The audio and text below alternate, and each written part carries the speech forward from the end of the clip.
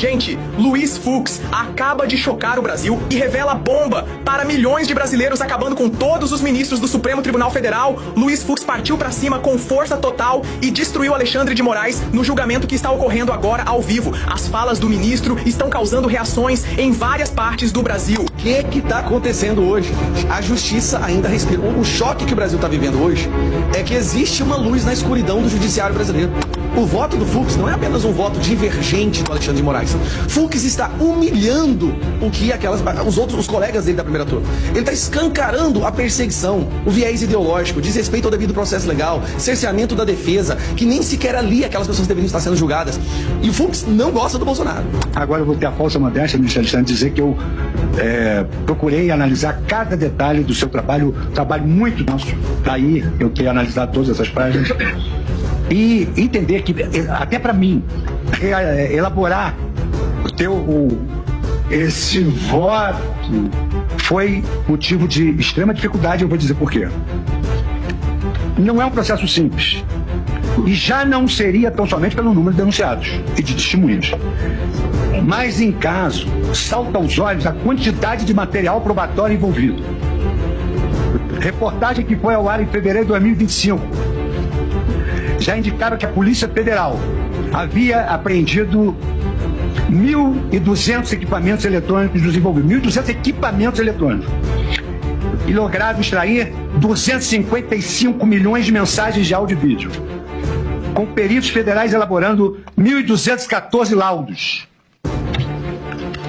Foi exatamente nesse contexto que as defesas alegaram cerceamento de defesa, em razão dessa disponibilidade tardia, que apelidei de um tsunami de dados que no direito anglo-saxônico se denomina de document dumping, e sem indicação suficiente e antecedência minimamente razoável para a prática dos atos processuais. Eu não sou um expert nesse assunto, mas a quantidade chega a 70 terabytes. Eu fui pesquisar isso, fiquei até... nem acreditei, porque são bilhões de páginas.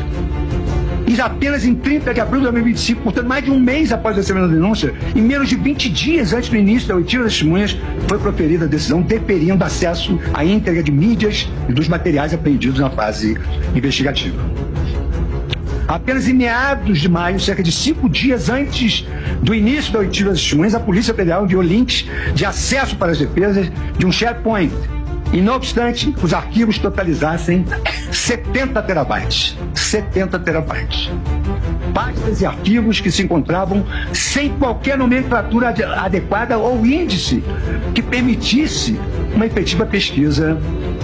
Como também senti essa dificuldade e, por uma questão de fidelidade, dizer que não só o ministro Alexandre de Moraes me mandou todos os discos, enfim, todos esses 70 terabytes, e também me convidou para assistir o depoimento das testemunhas. Como se não bastasse, novos arquivos foram incluídos no curso da instrução processual, inclusive em 15 de junho de 2025. Há nos autos um professor de todos nós, que é da casa de vários ministros, professor titular da casa de vários ministros, professor titular da USP, Gustavo Henrique Badaró, que destacou ter efetivamente ocorrido a violação à garantia da ampla defesa. Destaquei um trecho. É que, para exercer o seu direito à autodefesa, falando por si e de viva voz perante seu julgador, o acusado precisa conhecer plenamente, com a máxima profundidade, todas as provas que foram produzidas contra si ou a seu favor. E isso vale para os acusados de ontem e os de hoje, independentemente de suas matizes ideológicas.